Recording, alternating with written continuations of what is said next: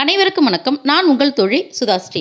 நம்ம சுதாஸ்ரீ ஸ்டோரி பாக்ஸில் 11 சித்தர்களை பற்றி நம்ம பார்த்துக்கிட்டு வரோம். தொடர்ந்து முதலாவதாக திருமூலரை பற்றி நம்ம தெரிஞ்சுக்கிட்டோம். அடுத்தது சிவவாக்கியர். திருமூலருக்கு பின் தோன்றியவர் தான் சிவவாக்கியர் அப்படின்னு ஆய்வாளர்கள் சொல்கிறாங்க. இவர் பிற்காலத்தில் வைணவ மதத்தை தழுவி திருமழிசை ஆழ்வார் அப்படின்ற பெயர் பெற்றதாகவும் சொல்கிறாங்க. சிவ சிவ அப்படின்னு நாமத்தை உச்சரிச்சுக்கிட்டே பிறந்தவர், அதனால் இவரை சிவவாக்கியர் அப்படின்னும் சொல்கிறாங்க. சிவவாக்கியர் சித்தரான கதையை பார்ப்போமா? இல்லறமா துறவரமா அப்படின்னு நீண்ட நாளாக மனக்குழப்பத்தில் கிடந்தார் சிவவாக்கியர். கிட்டத்தட்ட 50 வயதை கடந்த நிலையில் அவருக்கு திருமண ஆசை வந்துச்சு.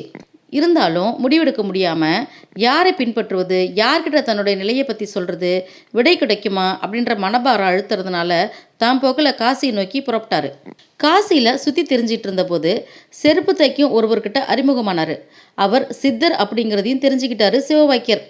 இந்த சூழ்நிலையில் அந்த சித்தருக்கு ஒரு சீடனும் தேவையாக இருந்துச்சு. சித்தருக்கும் சிவவாக்கியருக்கும் மனநிலையில் ஒற்றுமை ஏற்பட்டுச்சு. சிவவாக்கியரை வரவேற்ற சித்தர் தான் எதிரே கிடந்த ஒரு பலகை மீது உட்கார சொன்னார். அவரும் உட்காந்துக்கிட்டாரு. சிவவாக்கியர் தன் மனநிலையில் ஏற்பட்ட குறைகளை சித்தர்கிட்ட விளக்கி சொன்னார். சிவவாக்கியர் சொன்னதை கேட்டோன்னே சித்தர் மௌனமாகிட்டார். சிவவாக்கியருக்கு ஒரு மாதிரியே போயிடுது. இருந்தாலும் சிவவாக்கியர் சித்தரோட பதிலுக்காக காத்திருந்தார். சிவவாக்கியரே, எனக்கு ஒரு உதவி செய்யணும். என்கிட்ட செருப்பு தைச்ச காசு இருக்குது, இதை எடுத்துகிட்டு போய் என் தங்கை கங்காதேவிகிட்ட கொடுத்துட்டு வரணும். அது மட்டும் இல்லாமல் இந்த பேய் சுரக்காய் கசப்பாக இருக்குது, இதை கழுவி கசப்பை போக்கி எடுத்துகிட்டு வரணும் அப்படின்னு சொன்னார் சித்தர். மறுப்பு எதுவும் சொல்லாமல் சிவவாக்கியர் சித்தர்கிட்டருந்து காசுகளையும் பேய் சுரக்காயையும் வாங்கிக்கிட்டு கங்கை நதியை நோக்கி புறப்பட்டார். கங்கை நதி தண்ணி மேலே சிவவாக்கியர் தன் கையில் இருந்த காசுகளை வைக்க முயற்சி செஞ்சார். அப்போது திடீர்னு தண்ணிக்குள்ளேருந்து ஒரு வளையல் போட்ட கை மேலெழும்பி வெளியே நீண்டு வந்து சிவவாக்கியர் கையில் இருந்த காசுகளை வாங்கிக்கிச்சு. உடனே அந்த வளையல்கரம் மறைஞ்சும் போயிடுது. சிவவாக்கியர் மனதில் இந்த நிகழ்வு எந்த மாற்றத்தையும் உருவாக்கலை, சர்வசாதாரணமாகவே இருந்தார். அதுக்கப்புறம் தாங்கிட்ட இருந்த சித்தர் கொடுத்த பேய் சுரக்காயை கங்கையில் கழுவி அதை எடுத்துக்கிட்டு போய் சித்தர்கிட்ட கொடுத்தாரு. சுரக்காயை வாங்கிக்கிட்ட சித்தர், சிவவாக்கியரே, என் தங்கை கங்காதேவி கிட்ட கொடுத்த காசு எனக்கு வேணும். இதுக்காக நீ மீண்டும் கங்கைக்கு செல்லணும் அப்படின்னு அவசியம் இல்லை. இந்த தோல் பையில் தண்ணி நிறைஞ்சிருக்கு. நீ அங்கே கொடுத்த காசுகளை இந்த தண்ணிகிட்ட கேட்டுப்பாரு அப்படின்னு சொன்னார்.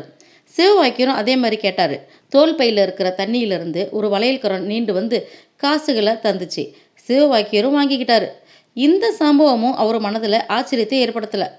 அவர் வாங்கிட்ட அந்த காசுகளை சித்தர்கிட்ட கொடுத்துட்டாரு. மேற்கண்ட இந்த 2 நிகழ்ச்சியுமே சிவவாக்கியருக்கு எந்த சலனமும் ஏற்படலை. பக்குவம் கைவிடப்பட்டவராக திகழறத அவர் முகத்திலிருந்து சித்தர் ஞானத்தில் கண்டறிஞ்சார். மனமகிழ்ச்சி அடைந்து அவர் சொன்னார், சிவவாக்கியரே, நீ தான் என் மாணவன், நீண்ட நாளாக தேடிய சீடனும் நீ தான் அப்படின்னு சொன்னார்.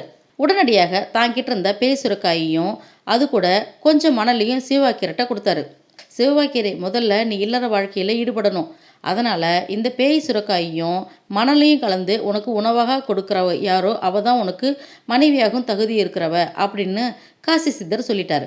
காசி சித்தரோட வாக்குப்படி தனக்கு மனைவியாக போகும் பெண் யார் அப்படின்னு பேய் சுரக்காயும் மணலும் கையில் வச்சுக்கிட்டு தேடி அலைஞ்சாரு. பதிலாக ஏளனமாக பேச்சுகளும் பித்து பிடித்தவன் இந்த சிவவாக்கியன் அப்படின்னு பெண்களே இவரை தூற்றி பேசினாங்க.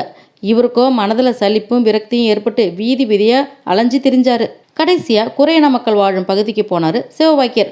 ஒரு குடிசையின் வாசல் முன்னாடி நிற்க அவரை பார்த்த ஒரு இளம்பெண் ஓடி வந்து வணங்கி நின்னான்.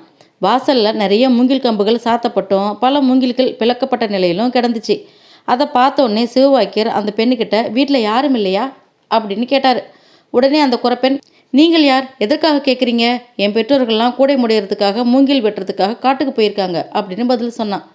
தன்னை யார் அப்படின்னு காட்டிக்காத சிவவாக்கியர், தாகமாக இருக்குது, கொஞ்சம் தண்ணி வேணும் அப்படின்னு கேட்டார். உடனே அந்த பெண் ஒரு குவளை நிறைய தண்ணி கொண்டு வந்து கொடுத்தா. அந்த குவளை நிறைய தண்ணியெல்லாம் குடிச்சிட்டு சிவவாக்கியர் பசியோட கோர பிடியில் தத்தளிப்பர் போல் அந்த பெண்கிட்ட, சாப்பிட்டு பல நாள் ஆயிடுச்சு, என்கிட்ட இந்த பேய் சுரக்காயும் மணலையும் கலந்து சமைச்சு தர முடியுமா அப்படின்னு கேட்டார். மறுபேச்சு எதுவும் சொல்லாமல் அந்த குறைப்பெண் அவர்கிட்ட இருந்த பேய் சுரக்காயும் மணலையும் வாங்கிக்கிட்டு குடிசைக்குள்ளே போனான். சிவவாக்கியர் வாசலில் உட்காந்துருந்தார். கொஞ்ச நேரத்தில் அந்த பெண், சமையல் தயார், சாப்பிட வரலாம் அப்படின்னு கூப்பிட்டா. சாப்பிட்றதுக்கும் போனார் சிவவாக்கியர். சுவையான அந்த குறையின பெண்ணோட சமையல் மிகவும் பிடிச்சிடுது. விரும்பி உண்ணும்போது காசி சித்தர் சொன்ன மாதிரி இவளே தன் மனைவி அப்படின்னு மனசில் நினச்சிக்கிட்டாரு. சாப்பிட்டு முடிச்சவர் குடிசின்னு ஒரு பக்கமாக உட்காந்துக்கிட்டாரு.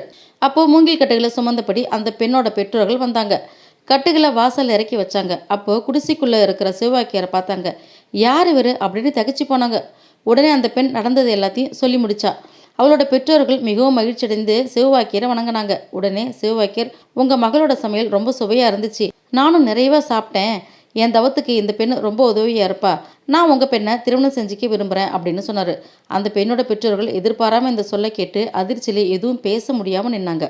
சிவவாக்கியரோட தோற்றமும் பேச்சும் அந்த குறப்பெண்ணோட பெற்றோர்களுக்கு ரொம்ப பிடிச்சு போயிடுது. திருமணம் செய்கிறதுக்கு முன் வந்தாங்க. திருமணத்துக்கு பிறகு நீங்கள் எங்கள் கூட தான் வாழணும் அப்படின்னு அந்த குறப்பெண்ணோட பெற்றோர்கள் சொன்னாங்க. சிவவாக்கியரும் சரி அப்படின்னு சொல்லிட்டாரு. சில தினங்களிலேயே குறையின மக்களின் முறைப்படி வெங்கல இசை முழக்கத்தோட குறப்பெண்ணுக்கும் சிவவாக்கியருக்கும் திருமணம் நடந்துச்சு. காசியில் கண்ட சித்தரோட கூற்றுப்படியே சிவவாக்கியரின் வாழ்க்கை நடைபெற்றது.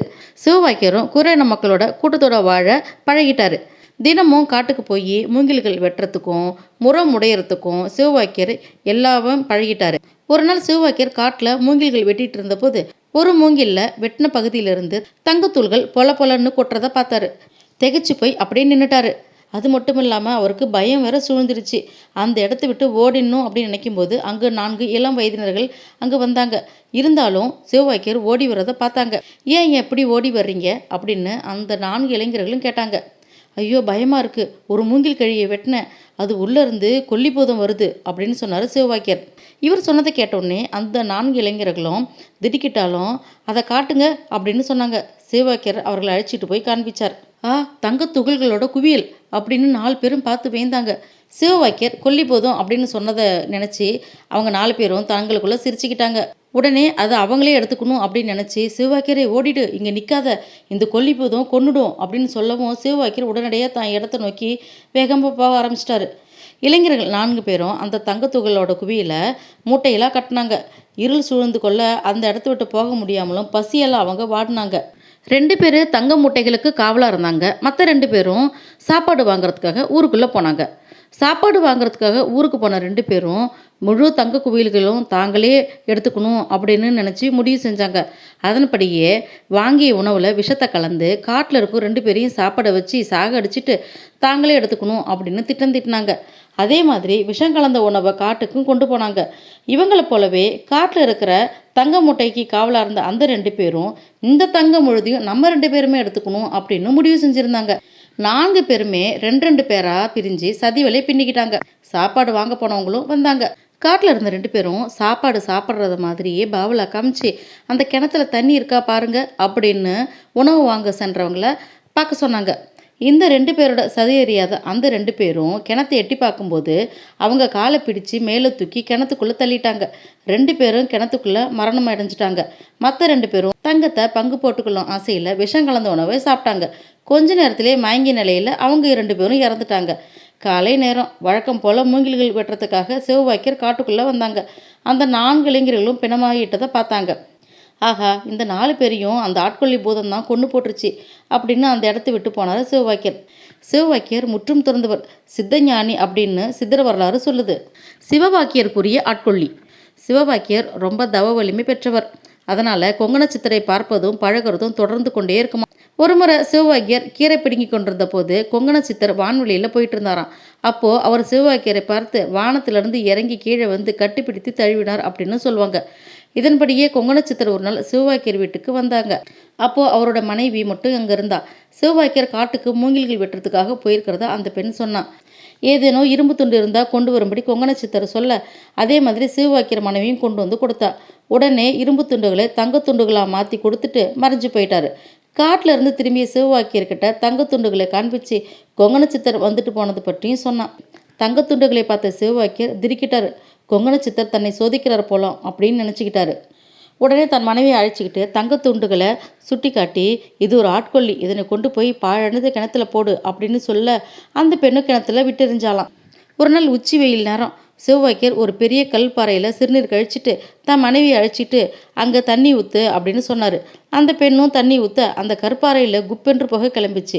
அதுக்கப்புறம் அடங்கிடுச்சு. இதை பார்த்த அந்த பெண்ணுக்கு ஆச்சரியம். அந்த கல்பாறை தங்கப்பாறையாக மாறி ஜொலிச்சுது. உடனே சிவவாக்கியர் தன் மனைவியை பார்த்து, இதோ தங்கப்பாறை, வேண்ட அளவுக்கு எடுத்துக்கொள் அப்படின்னு சொன்னார். மனைவியும் அந்த தங்கப்பாறையும் தங்கமும் வேண்டாம், அதை விட உங்களோட அன்பு தான் பெருசு அப்படின்னு தங்கத்தையே தொட மறுத்தாலாம். சிவவாக்கியரின் சிறுநீரும் ரசவாத தன்மை கொண்டதாக சொல்கிறாங்க. சிவவாக்கியரின் சித்தன் போக்கு சிவன் போக்கு அப்படிங்கிற ஆசைகளற்ற துறவு வாழ்க்கை அப்படின்னு சொல்லுவாங்க. ஆனால் ஒன்றை மட்டும் நம்ம உறுதியாக எடுத்துக்கலாம். தங்கத்தின் பெயர் ஆட்கொல்லி அப்படிங்கிறது இன்னைக்கு நடைமுறையில் வாழ்க்கையோடு ஒப்பிடும்போது ரொம்ப பொருந்துது. பல நூறு ஆண்டுகளுக்கு முன்பே சித்தர்கள் வாழ்ந்ததாகவும் சொல்கிறாங்க ஆய்வாளர்கள்லாம். அப்போது தங்கம் பற்றிய செய்தியும் அதனால் 4 இளைஞர்கள் மரணமடைந்த செய்தியும் சிவவாக்கியர் வரலாறு குறிப்பிடுது. அப்போதே சித்தர் தங்கத்தை ஆட்கொல்லி அப்படின்னு உணர்த்தி இருக்கிறது உண்மையிலேயே போற்றத்தக்கது தான்.